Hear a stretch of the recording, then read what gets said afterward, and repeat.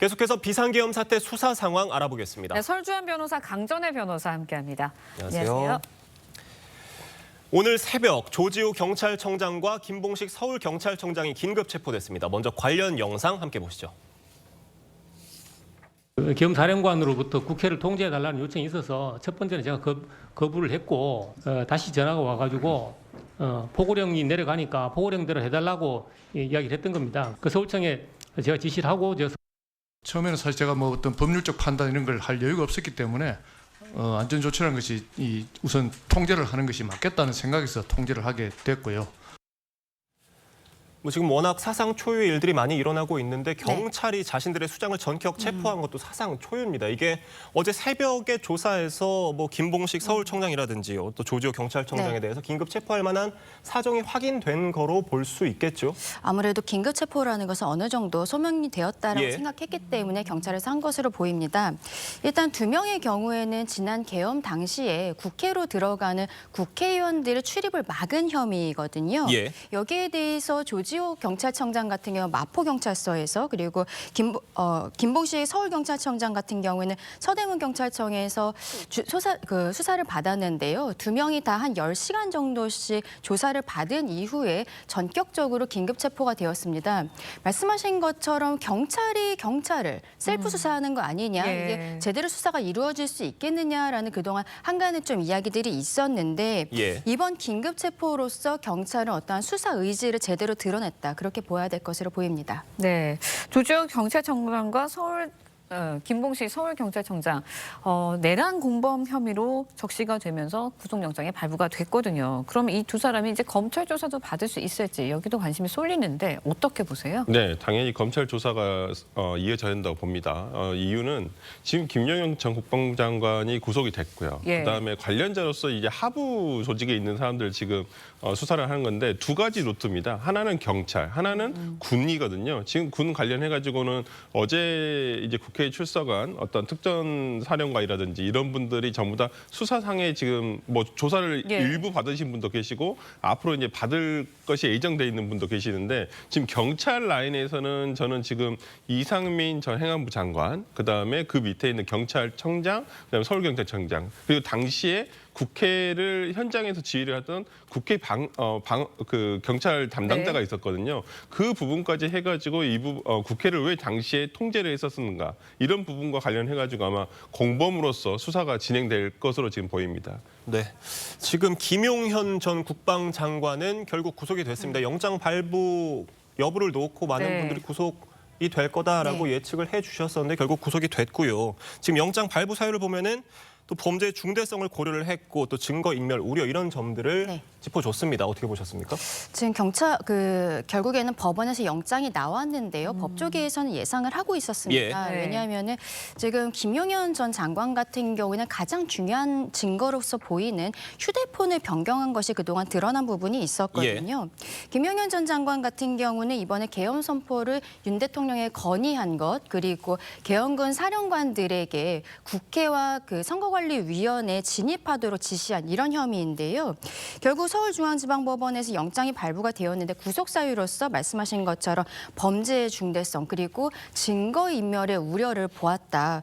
지금 결과적으로는 휴대폰에 대해서 가장 중요한 핵심 증거로서 보여야 될 것으로 보이고, 다만 김용현 장관이 이번에 영장실질심사에 있어서는 본인이 스스로 포기를 한 부분들이 있어요. 그래서 어제 법원에 출석은 하지 않았고 변호인도 출석하지 않은 채 검사만 3명 정도가 들어가서 이 부분에 있어서 영장 발부가 된 것이거든요. 그래서 추가적으로 이후의 상황도 보아야 될 것으로 보입니다. 네, 법원은 이제 김용현 전 장관의 영장을 발부하면서 검사가 수사를 개시할 수 있는 범죄의 범위 내에 있다 판단했다 이렇게 밝히기도 했습니다. 그렇다면 이제 검사가 수사를 할 수 있다라는 취지의 이야기로 받아들여도 되는 걸까요? 그러니까 방금 말씀해 주신 검찰청법 4조 1항의 1호 나 항목과 나 다 항목이 이제 경찰에 관한 사건이거든요. 그밖에 어떤 이 범죄와 연관성 있는 범죄에 대해서는 검찰에서 수사를 할 수 있다는 것인데 지금 이 사건에서 경찰 우리가 방금 봤다시피 경찰청장과 예. 서울지방경찰청장이 전부 다 연루된 사건입니다. 그래서 연계된 사건이기 때문에 내란죄에 대해서도 직접 수사가 가능하다는 것이고, 그래서 지금 한가 정치권에서는 예. 이 검찰이 과연 이 내란죄를 가지고 수사를 할 수 있느냐 이 여부, 그래서 이 수사가 적법하냐 여부인데, 어제 영장실질심사 단계에서 이 부분과 관련해서 법원에 어느 정도 판단이 나온 것으로 보기 때문에 향후에 있을 검찰에서의 수사 이 부분이 적법한 수사로 일단은 전제가 돼서 이제 계속 진행이 되지 않을까 싶습니다. 지금 앞서 강전혜 변호사님 말씀을 해주셨지만 김용현 전 장관이 영장 실질 심사를 포기를 했거든요. 네. 이게 향후 수사나 재판에 어느 정도 영향을 미칠 거를 염두에 둔 움직임이라고 볼 수가 있을까요? 아무래도 수사라든지 재판에 성실히 협조하겠다라는 모습을 보인 것으로 보이는데요. 예.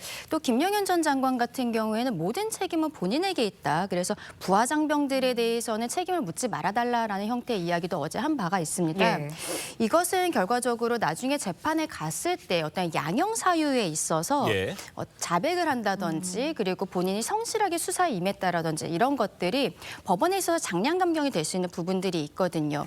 그런데 지금 김용현 장관 같은 경우에는 아마도 무죄를 다투고 있는 것으로 보입니다.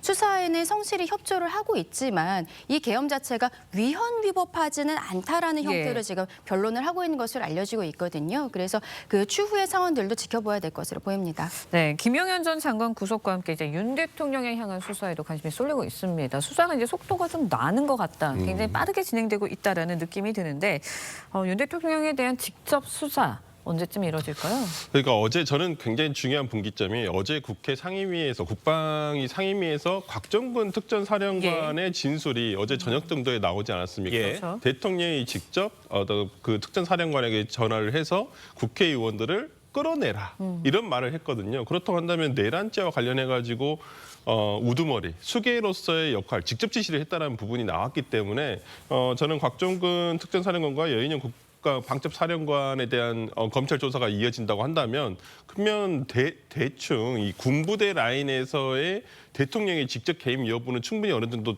진술이 받아졌다고 생각한다면, 그다음 바로 이제는 김용현 국방부 장관의 상위에 있는 대통령밖에는 없거든요. 그럼 대통령을 소환해서 조사를 할 수밖에 없는데, 저는 탄핵 이번 주 주말에 예정돼 있는 예.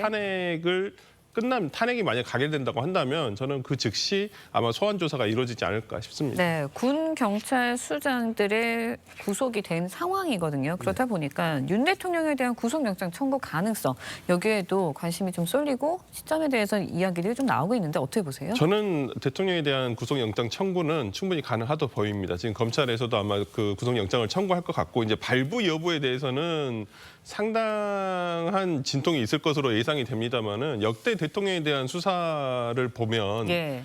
그분들이 도주 우려가 있다거나 이러지는 않았거든요. 대부분은 범죄의 중대성과 그다음에 증거의 인멸의 가능성, 특히나 지금 김용현 국방부 장관이라든지 그다음 조지호 서울청장이라든지 예.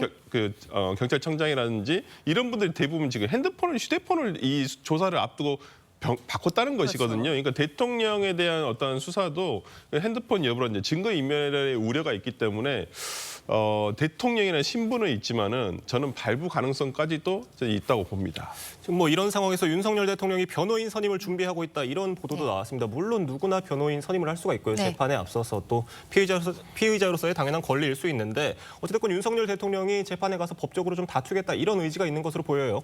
일단은 경찰에서 이미 다수의 고발 사건들이 있기 때문에 윤석열 대통령이 이미 피의자 신분이다라고 밝힌 예. 바가 있죠. 그래서 조사를 받게 된다면 참고인이 아닌 처음부터 피의자 신분으로서 조사를 받게 될 것으로 보이는데, 그 과정에 있어서 그 변호인을 지금 선임하는 것으로 보입니다. 지금 이야기가 나오고 있는 것은 김홍일 전 방통위원장이라든지 아니면은 김건희 여사의 명품백 사건을 함께 했었던 변호사라든지 행정관 출신 변호사라든지 예. 이런 분들의 이야기들이 나오고 있는데요. 결과적으로는 지금 이 형사 사건들도 있지만 나중에 별개로 탄핵이 소추가 되었을 때 그 네. 부분에 있어서도 변호인이 필요한 부분이 있거든요. 이 두 가지 사건이 불가분의 사건이 있기 때문에 아마 함께 볼 변호인을 구하고 있는 것으로 보입니다. 네. 그런데 이런 가운데 이제 경찰이 한덕수 국무총리를 피의자 신분으로 전환하고 출석을 통보했습니다. 출석 거부하면 강제 수사까지도 이야기가 나오고 있는데, 한 총리를 소환하면 그 다음에는 어떤 내용들을 조사를 하게 될까요? 내란 공모 혐의 뭐 이런 걸까요? 네, 이제 그 문제가 되는 것은 계엄법에 보면 이 계엄을 건의하는 것이 국방부 장관이나 행안부 장관이 국무총리를 거쳐서 건의를 하게끔 돼 있다는 거였거든요. 그렇다고 한다면 이 국무총리 한덕수 국무총리가 당시에 이 계엄법 절차에 의했을 때 사전에 이런 부분들을 알았었느냐, 아니면 정말 그 당일날 본인이 밝혔다시피 뭐 본인 모르고 국무회의 참석을 했는데 이 계엄에 대해서 논의가 된 것이냐라는 부분을 확인을 해야 될 것 같고요. 만약에 사전에 알았다고 한다면 그건 내란에 있어서 내란은 예비 음모죄도 처벌을 별도로 하고 있거든요. 그렇다고 한다면 국무총리 한덕수 국무총리에게도 이렇게 사전에 내란을 이런 계엄령 비상계엄 선포에 대해서 알았다고 본다고 한다면 내란에 대한 예비 음모까지도 할 수가 있고 만약에 이 계엄령 선포에 있어서 직접적인 역할, 어떤 주도적인 역할 또는 어떤 기능적 행위 지배나 기능적으로 어느 일부분의 역할을 담당을 했다고 한다면 이제는 내란죄의 공동 정범이 된다고 볼 수 있을 것 같습니다. 네. 지금 뭐 이런 상황에서 모든 수사가 철저하고 빠짐없이 이루어져야 된다는 건 뭐 논란의 여지가 없겠습니다만 총리까지 수사 선상에 오르게 된 걸 두고 국정 운영에 차질이 빚어지는 거 아니냐 이런 우려도 나오는 것 같아요. 그렇습니다. 왜냐하면 현행법상으로는 대통령에 대한 권한 대행으로서는 국무총리가 규정이 되어 있고요. 예. 그리고 만약에 국무총리가 사고로서 직무를 수행하지 못하면 그 다음에는 이제 다른 국무위원들을 법률이 정한 순서대로 하게 되어 있습니다. 그런데 한덕수 국무총리가 이렇게 수사 선상에 오르는 것뿐만이 아니라 실질적으로 민주당에서는 지금 한덕수 국무총리라든지 그리고 국무회의 심의에 함께 있었던 국무위원들, 그러니까 장관들에 대해서도 탄핵 소추를 하겠다라는 식의 이야기들을 하고 있거든요. 그러면은 여기에 대해서는 이분들의 그 직무가 정지될 가능성들이 있기 때문에 결과적으로 국정 운영에 마비되는 것은 피할 수 없을 것으로 보입니다. 네, 특검 수사는 어떻게 진행이 될지 언제쯤 또 시작이 될지 여기도 관심이 쏠리고 있는데 어제 내란 상설특검 요구안이 국회를 통과했습니다. 상설특검이 출범하기 전에 검찰과 뭐 경찰, 공수처가 뭐 내란 사태 피의자들 기소를 한다면 특검 수사 어떻게 진행이 되는 걸까요? 일반 특검도 같이 진행을 한다는 게 네, 뭐 지금 민주당에서는 이 상설특검과 일반 특검 동시에 투트랙으로 지금 진행을 하겠다는 것인데 이제 결과적으로 보면 조금 수사가 중첩될 수밖에 없는 상황이 될 것이라고 봅니다만은 특검은 구성을 하는데 시간이 소요가 됩니다. 네. 뭐 임명 절차도 있어야 되고 그다음에 어떤 구성원들을 전부 다 구성해야 되는 시간이 걸리는데 그걸 아무리 빨리 한다고 손 친더라도 최소한 한 달 정도는 시간적으로 되는데 지금 검찰에서는 한 달 안에는 이 수사를 끝내겠다라고 얘기를 하고 있어요. 그럼 뭐 이 수사가 단순히 윤석열 대통령과 김명은 전 국방부 장관에 대해서만 끝나는 수사는 아니라고 봅니다. 나머지 같이 기여를 했던 공범들에 대한 수사도 꾸준히 이어져야 된다고 본다고 한다면 만약에 검찰에서 김명현 아마 전 국방부 장관에 대해서는 어제 구속이 됐기 때문에 구속 기일은 최장 20일 이후에는 무조건 기소를 하게끔 돼 있습니다. 그렇다고 한다면 20일의 시간이 있고 만약 윤석열 대통령에 대해서도 그 안에 조사가 된다. 그리고 만약 구속이 된다라고 한다면 또다시 20일 안에는 아마 조사가 돼서 기소를 할 거기 때문에 저는 특검이 출범하면서 아마 이 경찰과 검찰에서 있었던 수사 내용들을 정말 종합적으로 그러니까 합동수사본부격의 어떤 역할을 하지 않겠냐 저는 그렇게 생각을 합니다. 네, 알겠습니다. 설주환 변호사, 강전애 변호사와 이야기 나눴습니다. 두 분 말씀은 여기까지 듣겠습니다. 감사합니다. 고맙습니다.